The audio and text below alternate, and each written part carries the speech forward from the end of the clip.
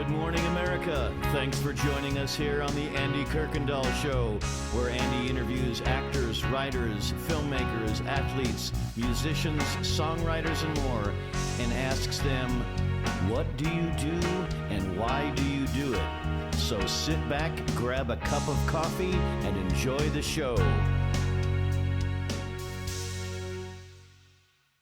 Good morning. Welcome to Morning Moments. Thank you for joining us today. Today I have a special guest. He's a filmmaker, producer, and he's got so much more. He's been involved in films for years, actually, and he's going to share about a new film that he has out that's very personal to him. And I'm so glad to bring in Cristobal Krusen to Morning Moments. Welcome, Chris. Thank you. Thank you, Andy. Let me ask you, Chris, could you tell me what do you do and why do you do it? I guess I wear many hats, to be honest. I'd rather start with the fact that I'm a husband and a father and a grandfather and try to be a good neighbor.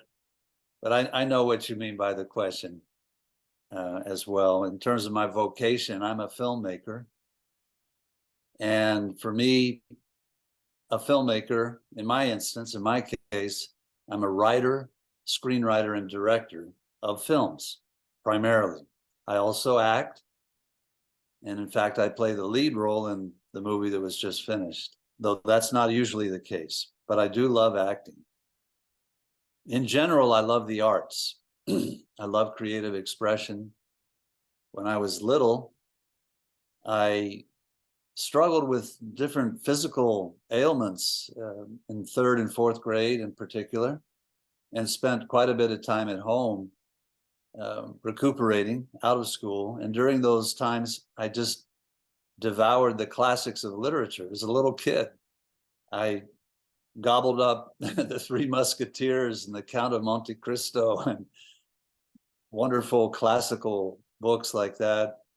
And I think it was very clear to me anyway, though I didn't at all think of being a filmmaker, it was very clear to me that my excitement was always connected to the creative aspects of life. And literature, writing grew in time to where I thought, well, when I grow up, I'm going to be a writer. That's what I want to become. I want to become a novelist, poet, perhaps. I love poetry. So that's what I thought I wanted to do. And when I went to college as an English literature major, it was there that I began to see many classical films from around the world at various film retrospectives they would hold at the college campus. And I saw films from Russia, Italy, Japan, France, and of course from the United States as well, England, and other countries. And I began to think,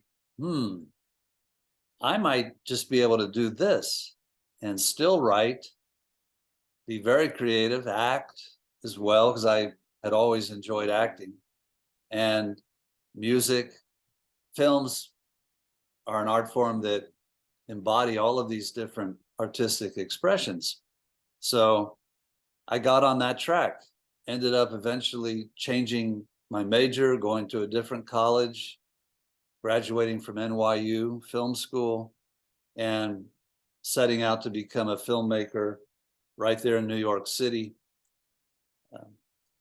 Coinciding with all of this, or intersecting with it, was a spiritual search, because I was not a Christian. In fact, I had never even heard of being born again. I had no concept of what that meant, had never heard that expression even. But because I was interested in religions, my search eventually carried me to the Bible and to Christianity. It was literally the last major religion I looked into in my research as I was searching for truth and meaning.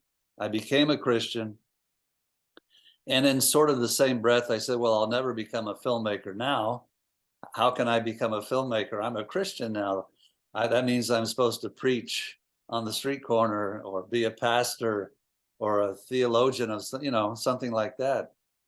I had no mentor. I had no upbringing in the church. I did not understand how, as a Christian, you can and should be involved in any activity, but bringing that salt and light to wherever you are. I didn't understand that, but eventually we worked it all out. I like to say the tree was shaken because I did not trust that calling to become a filmmaker. I felt that God was revealing to me and leading me to become a filmmaker, but for him.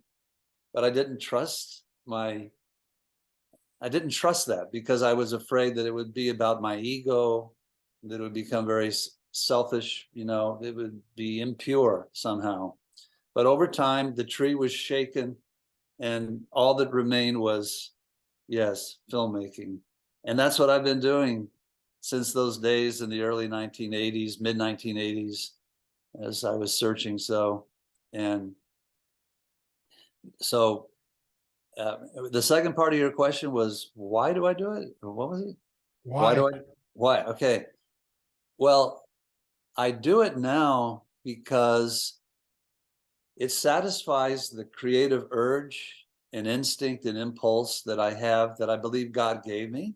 He gave me that as a gift, as a way to love and praise him. If you've seen the movie Chariots of Fire, Eric Little says to his sister who's berating him that he's not coming with her to the mission field. And he says, I do want to become a missionary, Jenny, but God made me fast. And when I run, I feel his pleasure. I gotta run, Jenny, And that's my story in so many words. I make films to glorify God. I feel his pleasure, when I do it. And frankly, I feel his grace, because I have to say, I also feel I missed the mark so many times as a creative person. In looking back, I wish I had done this or that better. I wish I had thought of this or that and put that in the movie, or taken that out of the movie. All of those things run through my mind.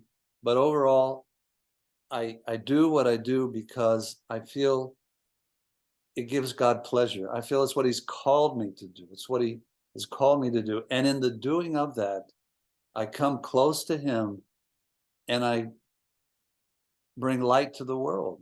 I bring light and peace and joy to the world because I'm in my aki, as they say in Jamaica. I'm in my element. You've just recently released a movie, or it's going to be released in the next few days, that really is near and dear to your heart, called Let Me Have My Son. Could you tell us about that? Yes, it's dear to my heart, but I'll have to quickly add in a painful sort of way too, because it tells the story of my eldest son's struggles with mental illness. The movie is largely told from the point of view of the father, who is so eager to find help for his son and so eager to see his son recover, who loves his son so much.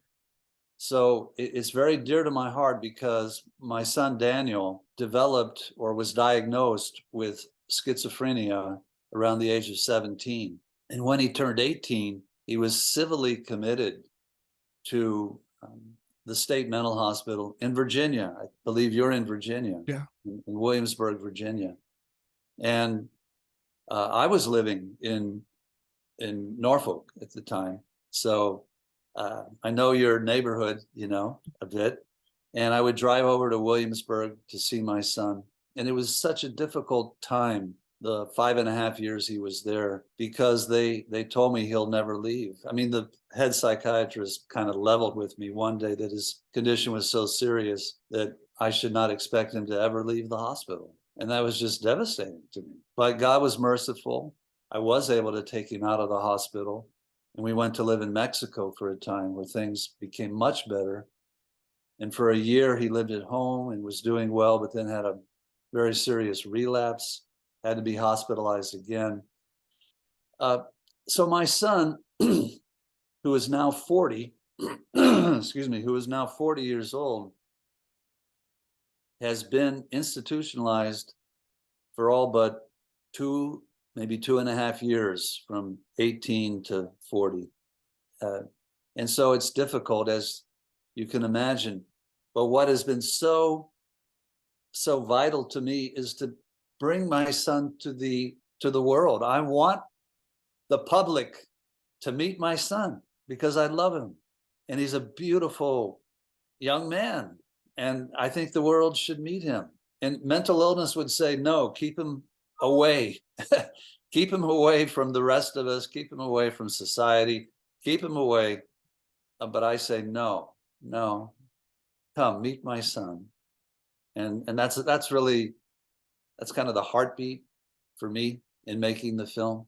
And I want to help other people going through struggles of their own to take some comfort from what I've been through and made a movie about. Not everybody can make a movie, but if you're struggling, you can watch this movie and take comfort knowing you're not alone. To bring to light what a lot of people put into darkness and say, well, let's just not even talk about it. Yeah. And society as a whole, and even the church, hasn't been real good at looking at what do we do? What are we doing for them? And I'm always thrilled to be able to see, as a champion for behavioral health, to be a champion for mental illness, as a retired psychiatric nurse, because I've seen so many families come in broken and hurt, and wanting their kids to be the best. And that state hospital that you were talking about, when I worked in Norfolk, Virginia as a psychiatric nurse, we would transfer patients to that same hospital that you're talking about. So I had seen that transfer take place from psych hospital to the state hospital, and what a heartbreaking experience it is. So as we look at this, and as this movie's about to come out, and by the time of this airing, it's going to be coming out in just a few days after that. Actually, you said it's going to be aired May 24th. May 24th. So I want you to look down below. I'm going to put some connections down below, and you see it right now of how to find out if it's in your area, and also what platforms it'll be after it's been released. And then we're also looking at, I'm sure, a lot of different platforms to be able to view it and to stream it. So as we look at this, I want you to pursue it. Check out his website, check out and see his heart. And he put himself in, not only behind the camera, but in front of the camera, to share his heart about this. So as you watch it, I want you to do something. And I always ask my audience to pray for my guest. But when you look at the trailer, when you look at the movie, and realize that this is his heart, I want you to take some time and pray then. But right now, I want you to pray.